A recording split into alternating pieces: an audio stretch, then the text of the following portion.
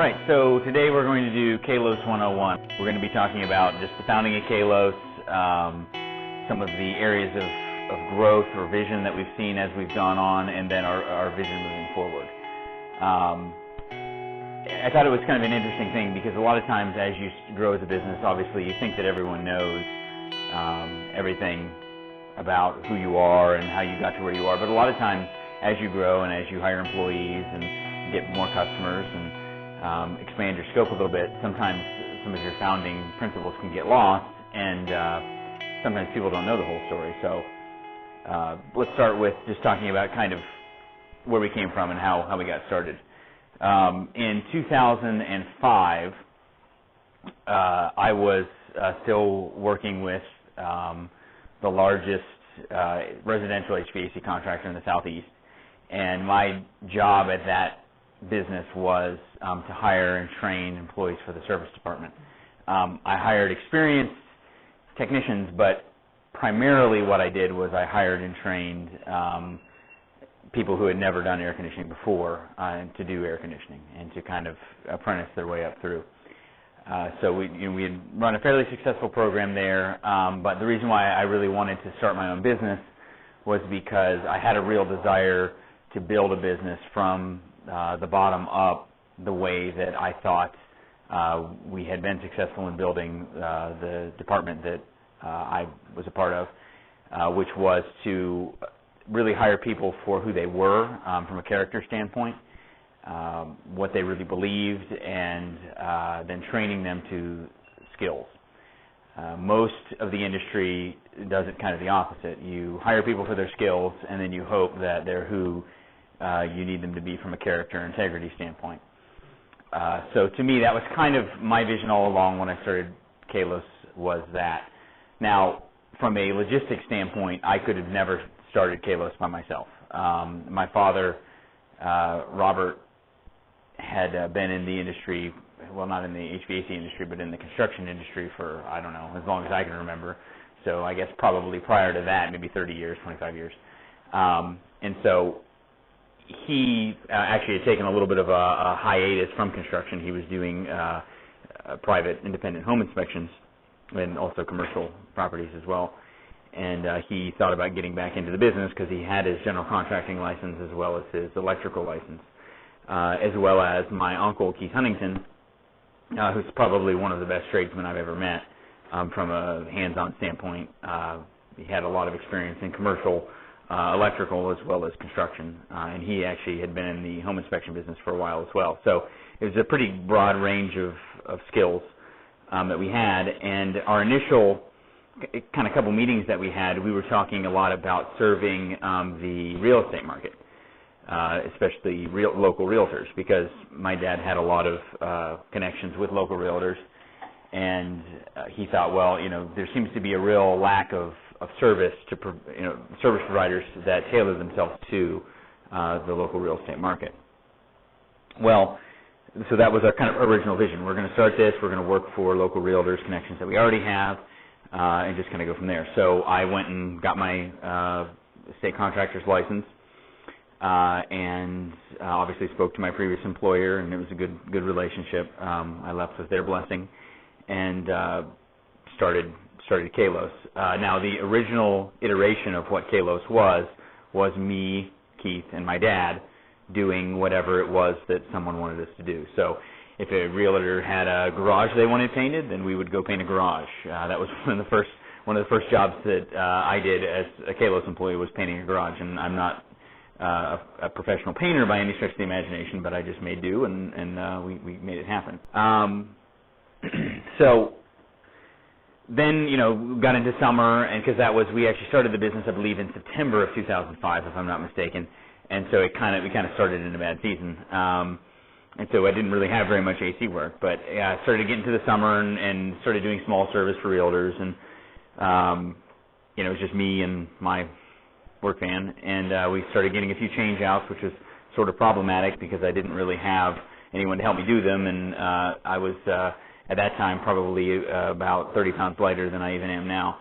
So, doing anything that required a lot of lifting and things of that nature by myself wasn't real easy. But I just would sort of bring Keith in, or sometimes my brother-in-law, Jesse, would help me do some things if he could.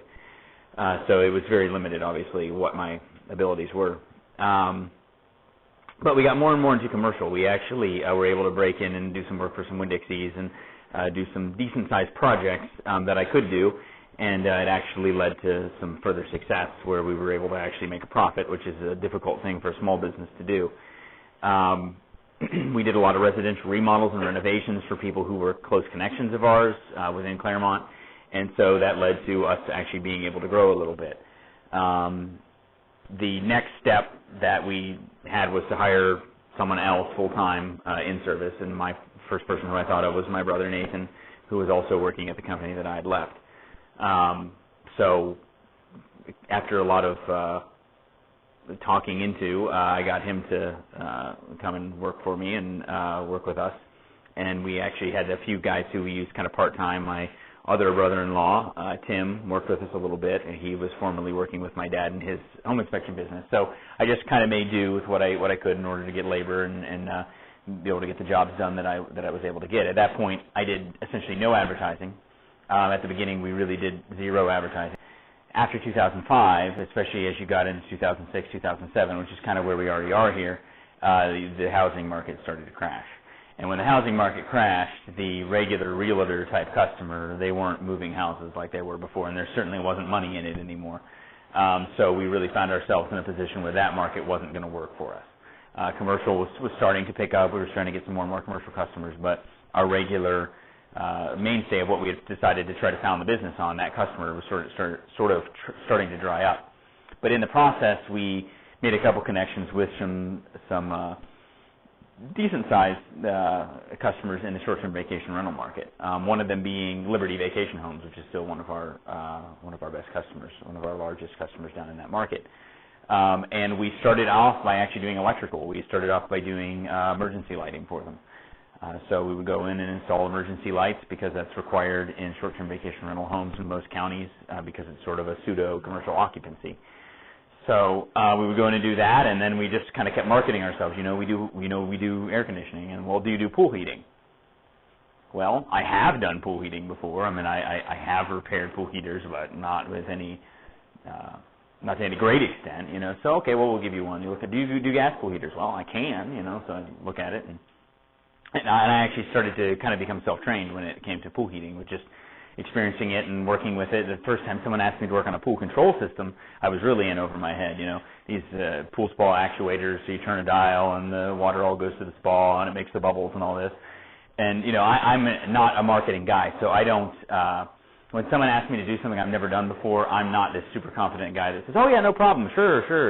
That isn't my personality at all. My personality is to just tell them the blatant truth, which is, nope, I haven't worked on it before, but if you'd like me to look at it, I can try. I can figure out most things. So I just started working on them and kind of just sorting my way through them, finding literature and reading up, and come to find out they're really not that difficult. You just have to understand what they're about. So we started getting into a little bit of pool automation, just simple pool automation for the short-term vacation rental industry. So what we found pretty quickly was that we had a pretty significant edge in that market. So we hit that kind of stride where we realized that this was a really good market for us. So I actually started reaching out to that industry. I joined their association and started meeting people. And what's interesting about it is that because I'm not a marketing guy, I'm not the guy who goes to a meeting and hi, I'm Brian. This is what I do. That isn't me. I just kind of stand there and talk to people who come near me, and you get to know people. But what's interesting is that the last time I went to one of those association meetings, I realized that probably 80% of the people there I know, and a good portion of them are my customers now, and it didn't happen through marketing. It didn't happen through me pushing Kalos on them. It happened because we found a niche market and we found a way to serve it to the best of our ability. So fast forward to kind of where we're going today. We're finding more and more niche markets. We're finding ways to serve your regular residential homeowner better and better as we go, trying to find ways to make our services more clear so that there's less confusion, better communication, quicker turnaround times, better after-hour service. Those are all the things that, your average homeowner is looking for, and we're trying to find ways to serve them better as we go forward. Okay, so I want to rewind back to that kitchen table conversation where my dad and I sat down and we decided that we're going to start a business.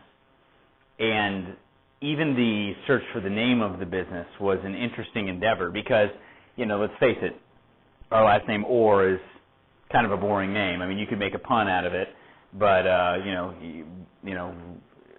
up a creek without an oar, you could do something silly like that, but that doesn't. It's cheesy. So, and then we thought, well, there's always the obvious things. You could do Comfort Air or Comfort Services or whatever. But the issue is that we, from the very beginning, knew that we wanted to be a multifaceted business. That we didn't really want to limit ourselves. We didn't want to be XYZ Air Conditioning or XYZ Air or XYZ Construction because none of that really represented who we were. And we were relying on the fact that we were really joining forces in order to make this happen. This wasn't something that either of us was going to either have the willpower or the financial stability to do without each other. I sort of provided the youthful interest in growing a business, and my dad definitely provided the experience, the wisdom, and the financial side in order to actually start a business. So we really kind of needed each other. But we didn't want to start off divisional. We wanted to start off, all together. So what's the name of a business like that? Well, you could call it South Lake Services. Well, that's too geographic. You're limiting yourself. So what we decided was to look at, we literally just opened up a Greek dictionary, and we just started flipping through it. And we thought, okay, let's look at, why Greek? I mean, I guess that's the first question, why Greek? No, we're not Greek. I'm mostly Polish. My dad is mostly Scottish. There's a little bit of American Indian there. There's no nationality that would equate to Greek, certainly, as you can tell by my olive complexion. So the reason a Greek dictionary, and recognizing that there is a sort of a richness to the ancient languages, especially the languages that the scriptures were written in, is because for us, for us, really the principle of doing all things heartily as unto the Lord is what we've always said. When going through a Koine Greek dictionary, we just wanted to kind of pick a word that had a little bit more fullness to it. That was not just to say integrity services, which we could have said that, and that would be fine.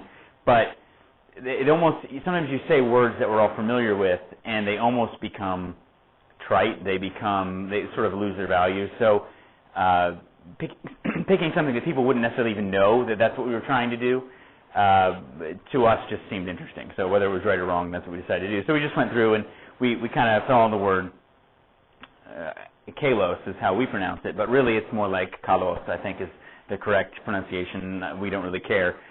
We call it Kalos. We're Americans. We're Americans. So we fell on Kalos because the idea of Kalos is sort of a completeness, wholeness, integrity.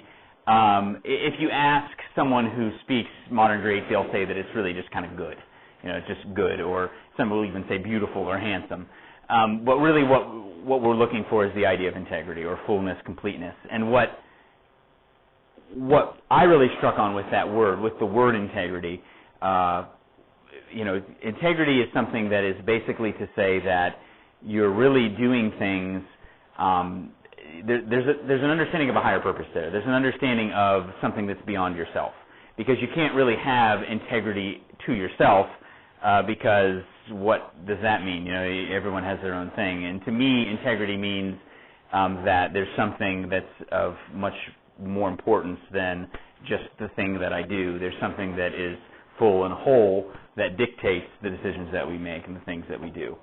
So for me, of course, that's God. That's doing things to honor God, doing things that please Him, and making decisions in that direction. So for me, Kalos represented that the best of any of the words that I saw, because we're not talking about, our job isn't like evangelism. It's not like we're going out to every person and sharing the gospel, but it represents a fullness of our lives that even if every other word coming out of our mouth isn't Scripture, the idea is that what we're bringing a fullness of who God is through the way that we even interact with people and the business decisions that we make and the ways that we decide to do things. So for both of us, that was really an attractive concept.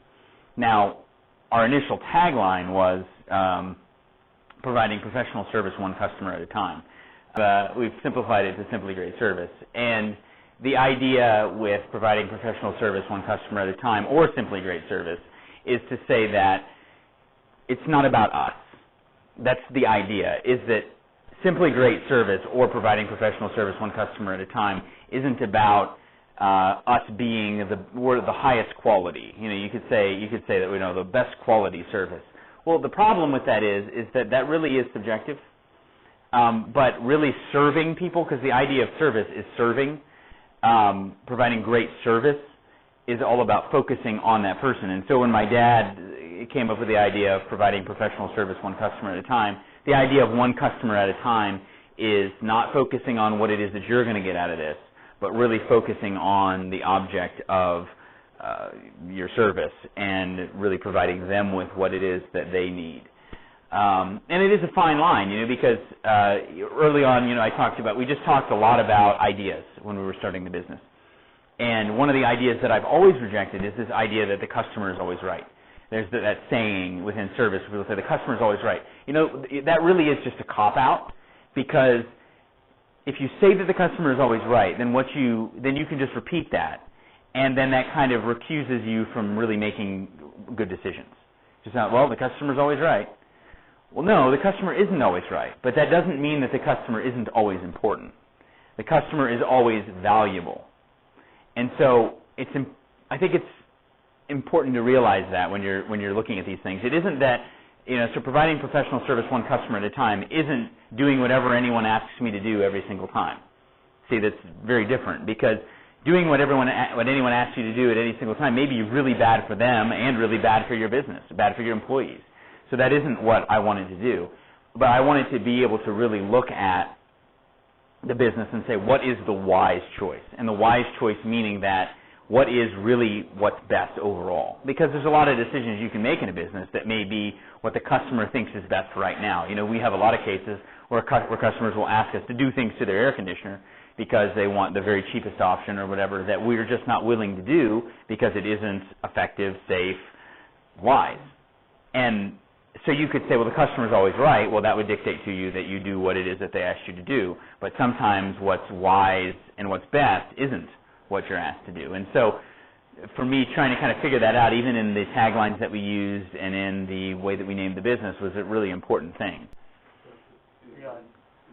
So basically, going through and understanding, all right, what is really important to us? What are we going to build the business on? And then coming to the growth side of saying, all right, how are we actually going to make this happen? And like I said initially, the ways that we looked at, what we thought things were going to be were not what they ended up being in the long run. Thinking that serving the real estate market directly, that was going to be sort of our niche and we were going to stick with that, didn't really pan out. But being able to pivot based on the principles was really important for us. Being able to say, okay, can we serve this customer? Because that's a really valid question. And this is something that I think is really important when it comes to the idea of Kalos. The idea of Kalos also means that I don't tell people that I can do things that I really can't do.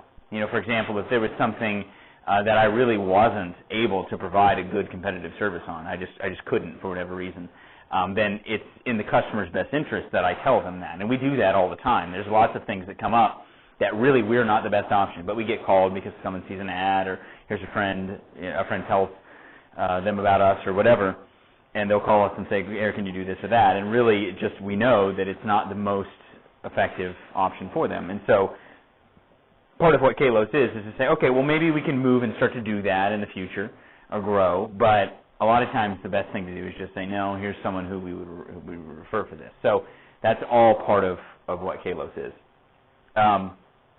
But when it comes to sort of this next step, I'm going to get right into the vision of what Kalos is and how I think we can really make something that's exceptional and grow something that's exceptional. goes back to the initial reason why I wanted to start my own business in the first place. And I think it's easy to lose sight of that, because what happens is, in any type of business, is you get so caught up in doing business, fixing air conditioners, doing construction jobs, cleaning your van, talking to customers, collecting payment, ordering parts, doing warranty claims, all those things that we do, that you sort of lose sight of what is it that really differentiates us, and what is it that's really going to make all the difference moving forward. And really, it's people. That's a simple way of putting it, but it's people, and it's having the right people. One of the things that I think about most often in business is, I read a book called Good to Great, and in Good to Great it talks about that the most important job that you can do when you're running a business is, first of all, get the wrong people off of the bus. Second of all, get the right people on the bus before you decide where the bus is going to go. And there's a lot of truth to that, because you're not going to go where you want to go with the wrong people. You're not going to go where you want to go until you have the right people, and you shouldn't even decide where you're going to go until you do. And the reason for that is obvious, but that isn't how business is played out day in and day out. Day in and day out, what happens is, throughout corporate America, is that decision makers make decisions about what it is that they're going to do that's going to make money, or help their shareholders, or serve their customers better. They make a decision, and then they send down the edict, and the edict says this is what we're going to do. And there really is no concern for whether or not they have the right people to even do that. It's sort of, we're going to make ourselves do this particular thing. And I think that's the wrong way, because you can do a lot of things with process, you can do a lot of things with administration, but the thing that you can't do with either of those is actually make people good at their jobs. You can't. You can keep them from making the huge mistakes. That's what McDonald's does when they sit a high schooler in front of a keypad that has pictures of the food, and they hit the picture of the food, and then there's timers for everything. It tells you how long to cook everything.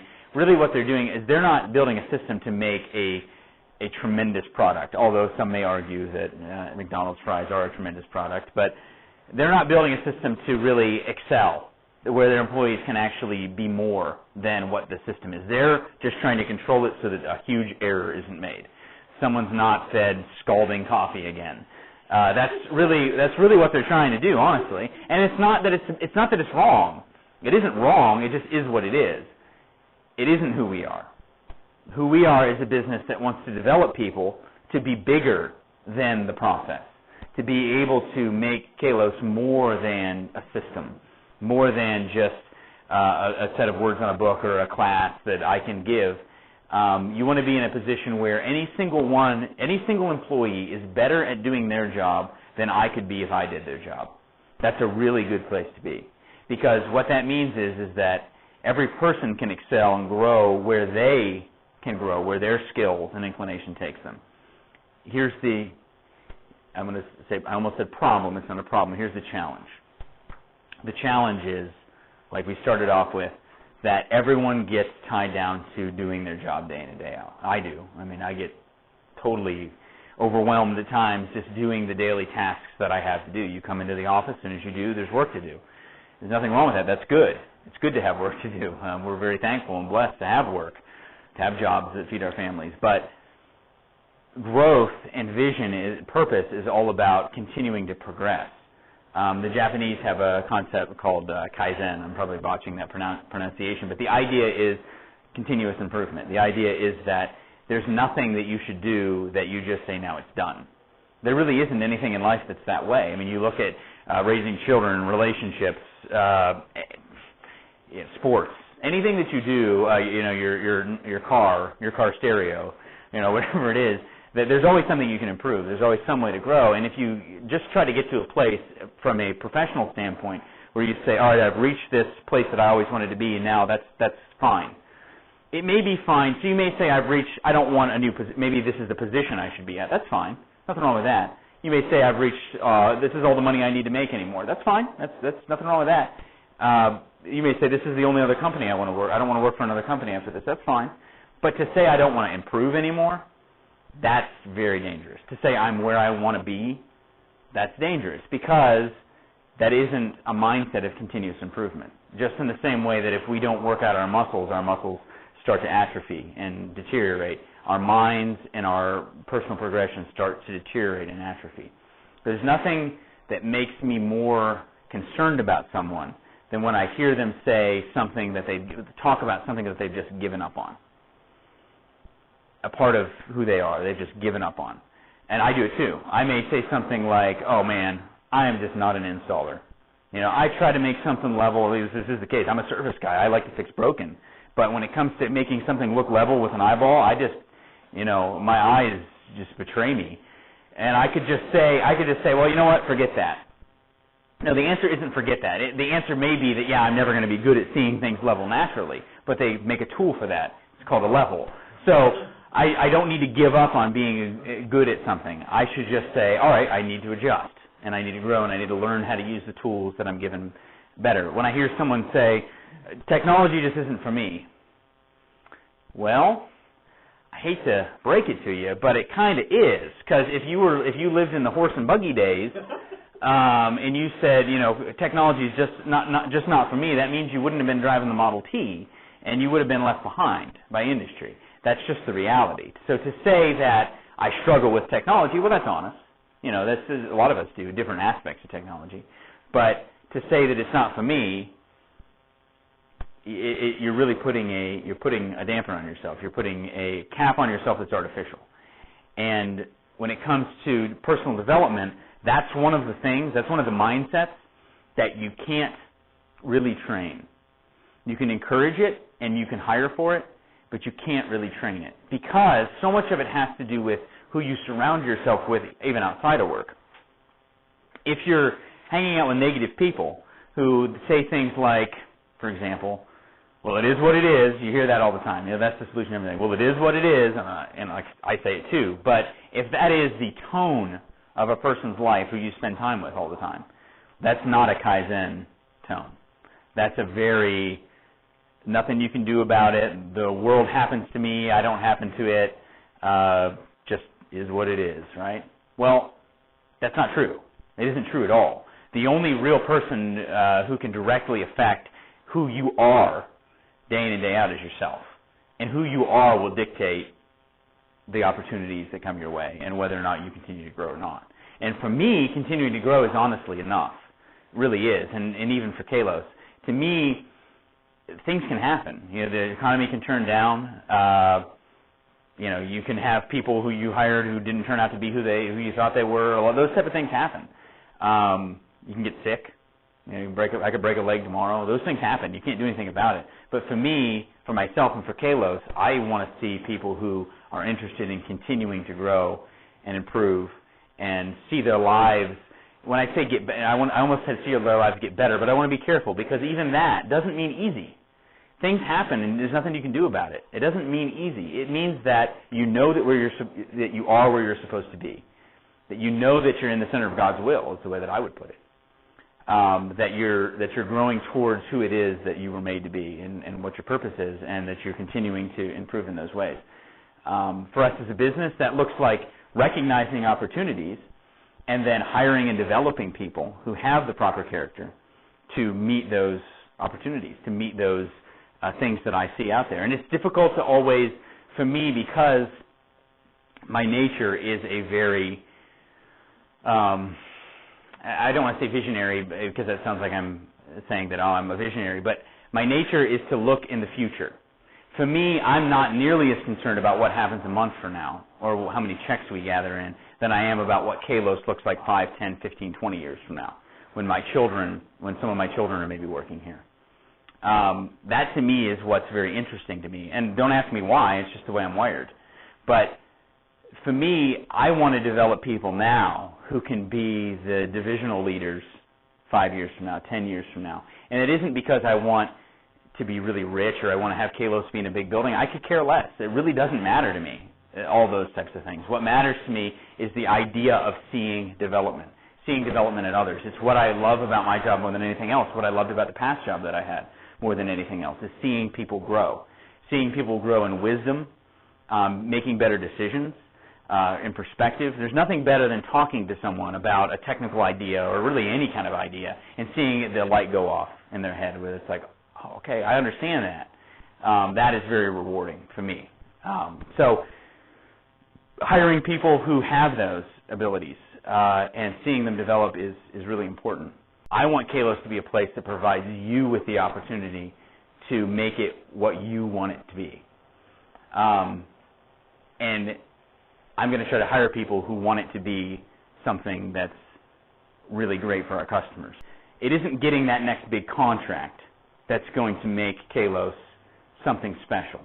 It's having people and growing people who see it as something that they can use as a theater that they can grow in and that they can help others grow.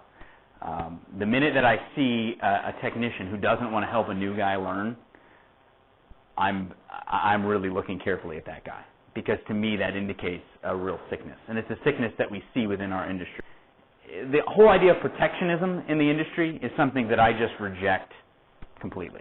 The idea that we have some secret knowledge that we have to prevent people from understanding. I want everyone to understand this business. Now, there's some concepts and some things within the industry that are very hard for people to understand because you have to have experience to understand it. So I'm not going to go to a customer and start talking advanced psychometrics. That probably isn't the best use of my time. But what is a good use of my time is for me to start to educate people, be willing to educate people, to have the heart of a teacher. That's a really important part of what we do. Heart of a teacher with customers, heart of a teacher with other employees. And if our vulnerability of kind of revealing who we are and what it is that we think leads to someone correcting us, well, great. That's great. If someone can help me by telling me something that I'm doing wrong or something that I could improve, that's excellent. But if someone just wants to beat another person up because they're not perfect, well, that's the human condition. You know, we're all imperfect, and we have to be willing to learn from our mistakes. Even when it comes to things that I do, a lot of people will say, even my wife says to me sometimes, you know, are you sure that you know exactly what you're doing there? You know, she'll say, no, I'm sure that I don't know exactly what I'm doing. the more that I do, the more I realize that there's so much that I still need to learn. And really, I can't wake up the next morning getting upset about all the stuff I don't know. What I have to do every morning when I wake up is be excited about the things that I can learn and the things that I can grow. So that's it for Kalos 101. Hope you guys enjoyed it.